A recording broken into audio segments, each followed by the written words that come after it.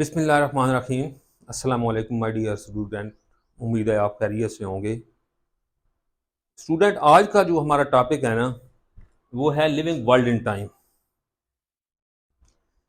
शायद आपको पता हो कि जो हमने लास्ट लेक्चर डिस्कस किया था वो था living world in space.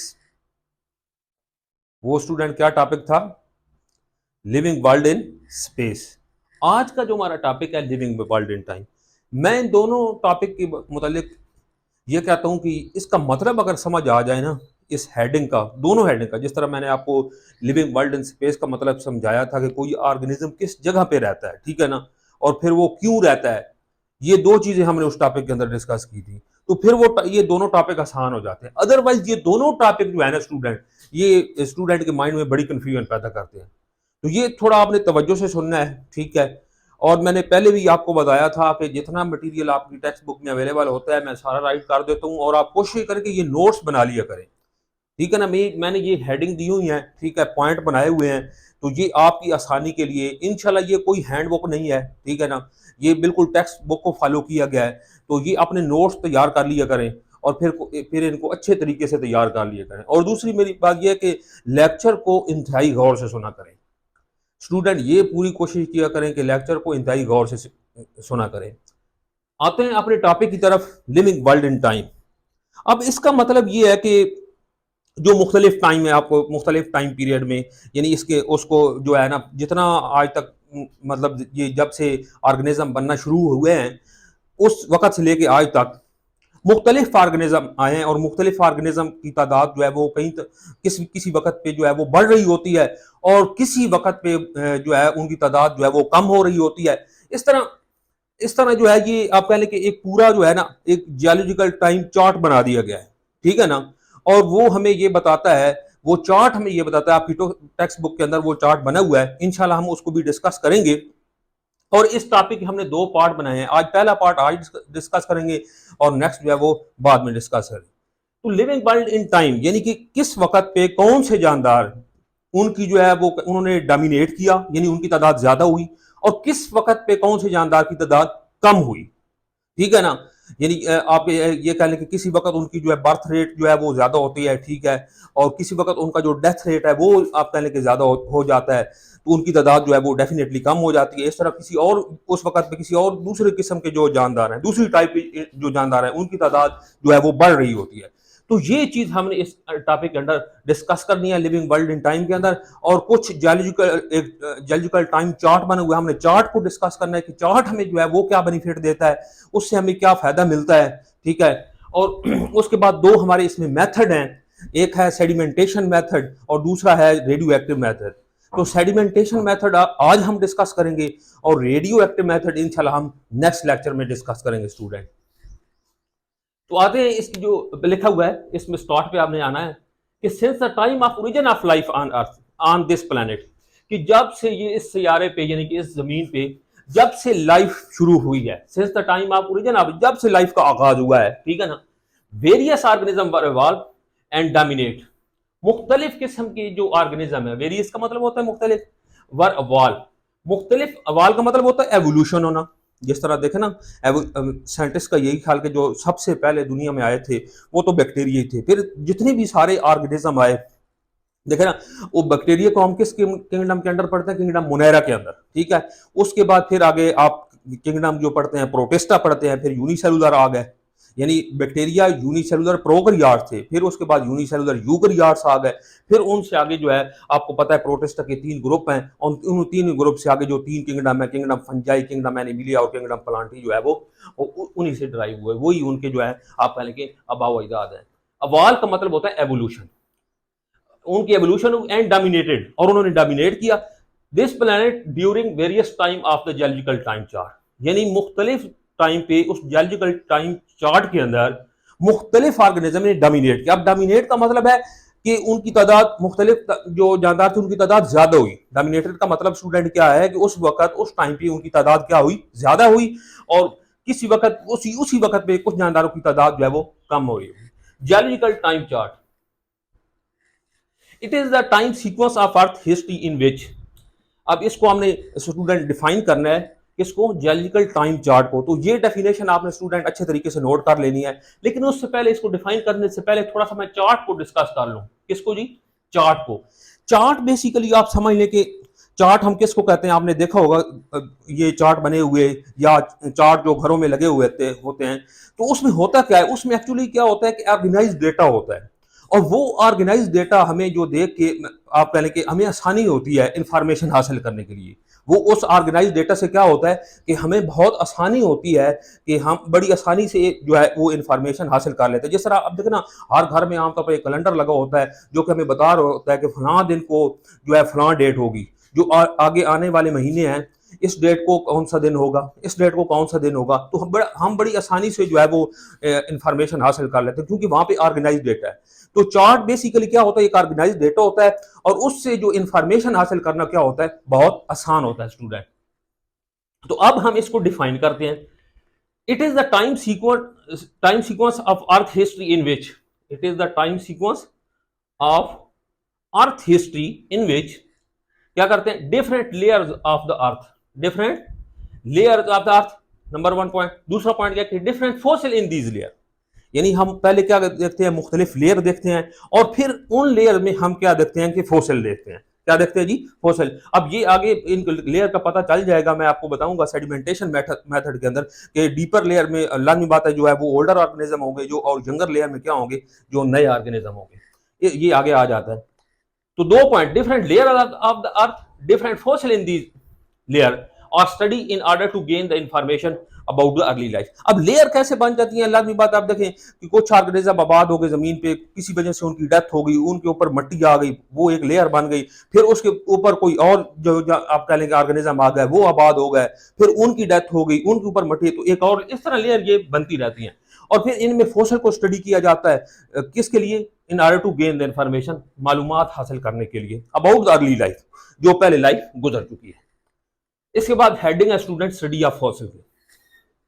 This has been found by the evidence obtained from the discovery and study of the fossil, यानी कि जो इंफॉर्मेशन हासिल की गई है और फॉसिल को जो दरियाफ्त करके, स्टूडेंट फॉसिल को हमने लास्ट टाइम डिफाइन कर दिया था कि ये जो है ना आप कह लें कि ये रिमेन्स होते हैं जो डेड ऑर्गेनिज्म के, रिमेन्स ऑफ डेड ऑर्गेनिज्म, या फिर उनकी इम्प्रिंट्स यानी कि निशानात, यानी जो आप पहले के जिन जानदारों की पहले डेथ हो चुकी है हजारों साल पहले, तो उनको अगर कोई पार्ट मिल जाए या उनके निशानात मिल जाए स्टूडेंट, तो उसको हम फॉसिल कहते हैं, और फिर उनसे हम इंफॉर्मेशन हासिल करते हैं about the early life. This has been found by the evidence obtained from the discovery and study of the fossil, उसको दरियाफ्त करने से, फिर उसको स्टडी करने से, which allow biologist to place organism in a time sequence. फिर उस इस चीज ने जो है वो आप पहले के बायोलॉजिस्ट को अलाउ किया कि वो उसको एक टाइम सीक्वेंस में, एक चार्ट में ऑर्गेनाइज जिसमें डेटा होता है उसमें रखे कि कौन से जानदार पहले आए थे, कौन से जानदार जो है वो बाद में आए थे।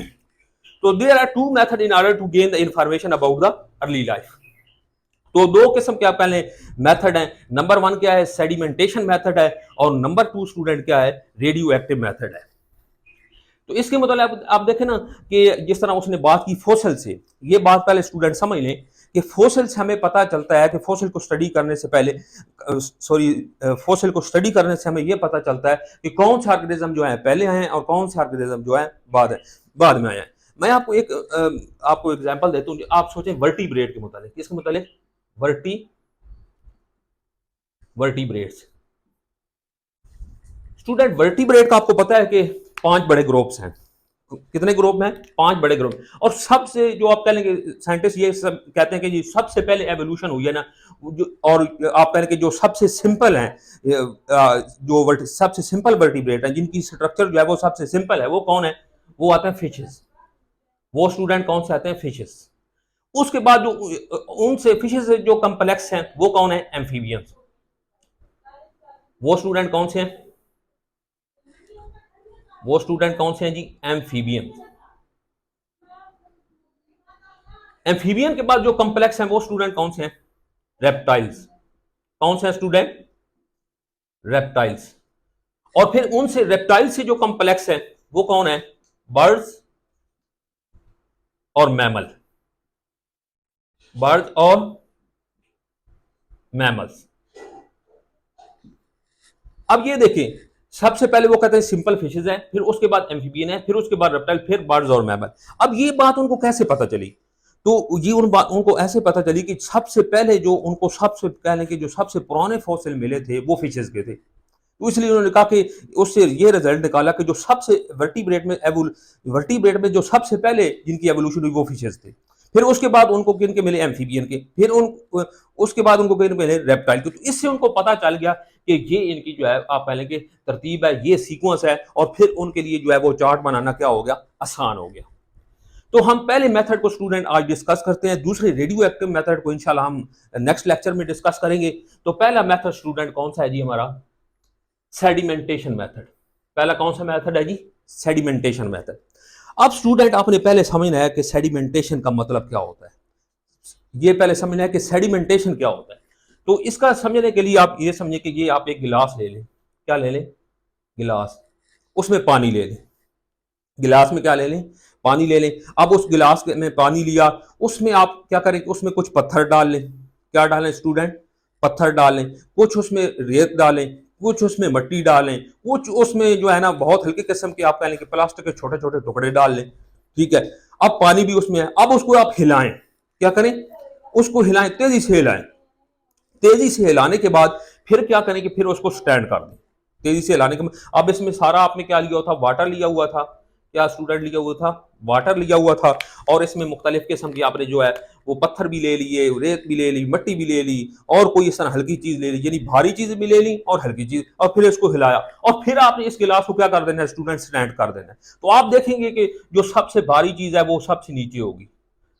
सबसे जो भारी चीज है वो सबसे नीचे होगी। वो एक आप पहले की एक लेयर बन जाएगी। फिर उसके बाद उसकी हल्की चीज होगी, यानी आप पहले के इसमें जो है मिट्टी या रेत आ जाएगी। ये दो लेयर मिट्टी और रेत की आ गई। फिर उसके बाद जो आपने बहुत हल्की चीज डाली थी फिर उसके ऊपर, तो ये देखें ये लेयर बन गई है। यानी अब लेयर कैसे बनी? एक ये बनी है लेयर, एक ये बनी है, एक ये बनी है, और एक लेयर ये बनी है। तो ये आप पहले की आपने उन चीजों को हिलाया, फिर वो चीजें नीचे नीचे बैठना शुरू हो गई। तो ये जो नीचे बैठने का जो प्रोसेस है ना स्टूडेंट, ये आपने गिलास में पानी डाला, उसमें मुख्तलिफ चीजें डाली, फिर स्टैंड कर दिया, तो फिर वो चीजें नीचे बैठने लगी। तो ये नीचे बैठने का जो स्टूडेंट प्रोसेस है ना, इस प्रोसेस का नाम होता है सेडिमेंटेशन। क्या इसका नाम होता है? और ये जो नीचे चीजें बैठी है ना, ये जो प्रोसेस का नाम क्या है मैं लिख देता हूं यहाँ पे। यानी इस प्रोसेस का नाम क्या है? ये जो नीचे बैठने का प्रोसेस है इसका नाम क्या है स्टूडेंट? सेडिमेंटेशन। जो हमारा नाम है, क्योंकि अगर नाम का मतलब समझ आ जाए ना तो बड़ी आसानी हो जाती है उस टॉपिक को समझने के लिए। तो ये स्टूडेंट क्या है? ये प्रोसेस का नाम क्या होगा? सेडिमेंटेशन। और ये जो लेयर बनी है ना स्टूडेंट, ये लेयर, ये वाली लेयर, इन लेयर का नाम क्या होगा? सेडिमेंट। इन लेयर का नाम क्या होगा? इन लेयर का नाम स्टूडेंट क्या होगा? सेडिमेंट। और ये सेडिमेंट ही क्या बनाएंगी स्टूडेंट? ये जो आप पहले की ये जो मुख्तलिफ चीजें बैठ गई थी ना, तो नीचे सबसे नीचे पत्थर होंगे, लाजमी बात है, फिर उसके बाद मट्टी और रेत, तो इनको हम बोलते हैं सेडिमेंट। और यही सेडिमेंट फिर क्या बनाती है? लेयर बनाती है। क्या बनाती है? लेयर। जो ऊपर पहले जिक्र भी आया कि फिर लेयर को स्टडी किया जाता है। ठीक है ना स्टूडेंट? तो ये सेडिमेंटेशन का मतलब भी समझ आपको आना चाहिए, और सेडिमेंट का मतलब भी आपको समझ आना चाहिए। अब हम इस मेथड को क्या करते हैं स्टूडेंट? डिफाइन करते हैं। एज जियोलॉजिकल टाइम पासिस, जैसे जैसे ये आप पहले के टाइम गुजरता गया, and new layers of sediment are laid down. New layer of sediment are laid down. जो नई लेयर आप कह लें कि जो सेडिमेंट, सेडिमेंट का मतलब क्या होता है ना, यानी जो लेयर बनाती हैं, new layer of sediment are laid, यानी नई लेयर जो है वो बनती गई। The older organism should be in deeper layer. जो पुराने ऑर्गेनिज्म है उनको डीपर, यानी डीपर के मुराद की जो सबसे नीचे हैं, उन जो ओल्डर ऑर्गेनिज्म है, जो पुराने ऑर्गेनिज्म यानी कि आप समझ लें कि जिनकी डेथ जो है वो सबसे पहले हुई है, वो सबसे नीचे होंगे, इन डीपर लेयर होंगे। प्रोवाइडेड, प्रोवाइडेड का मतलब स्टूडेंट का है बशर्ते के, बशर्ते के the sequence of the layer has not been disturb, कि सीक्वेंस ऑफ लेयर स्टूडेंट जो है ना वो डिस्टर्ब ना हो। तो इस बात को भी आप इस तरीके से समझ लें स्टूडेंट कि ये देखें, आपको ये मैं यहां पे समझाता हूं कि आप समझ लें कि ये समझ लें कि ये आप पहले कि एक जमीन की सरफेस है, ठीक है ना, इसके ऊपर कोई आके ये ए मैं लिख देता हूँ, बी, सी, डी, ये ऑर्गेनिज्म आके स्टूडेंट ने यहाँ पे आबाद हो गए। ठीक है। किसी वजह से इन ऑर्गेनिज्म की क्या हो गई स्टूडेंट? डेथ हो गई। अब इनकी जब डेथ हुई तो इनके ऊपर क्या आ गई? मट्टी आ गई। जब इनकी डेथ हुई तो इनके ऊपर क्या आ गई? मट्टी आ गई। और ये एक सेडिमेंट यानी कि एक लेयर बन गई है। इसके बाद फिर स्टूडेंट क्या हुआ कि इसके ऊपर आके कोई और आबाद हो गया। इसके ऊपर स्टूडेंट कोई आप कह लेंगे कोई और आप कह लेंगे जो ऑर्गेनिज्म थे, आप कह लेंगे एफ, ठीक है, जी, एच, एल, इसके ऊपर यानी कि कोई और किस्म के यहाँ पे आके आबाद हो गए। अब किसी वजह से जो है इन ऑर्गेनिज्म की स्टूडेंट जो है ना फिर डेथ हो गई, इनकी डेथ हो गई, ठीक है। डेथ होने के बाद फिर इनके ऊपर क्या आ गई स्टूडेंट, मट्टी आ गई, तो एक और सेडिमेंट बन गई, जिस तरह मैंने बिल्कुल वो उस गिलास के अंदर पानी लेके समझाया था। फिर इसके बाद क्या हुआ स्टूडेंट कि इसके बाद कोई और ऑर्गेनिज्म यहाँ पे आ गए, एम, एन, ठीक है ना, के, पी, कोई और ऑर्गेनिज्म यहाँ पे आके आबाद हो गए। फिर उनकी क्या हुई कि किसी वजह से उनकी डेथ हो गई और फिर उनके ऊपर क्या आ गई, मट्टी आ गई।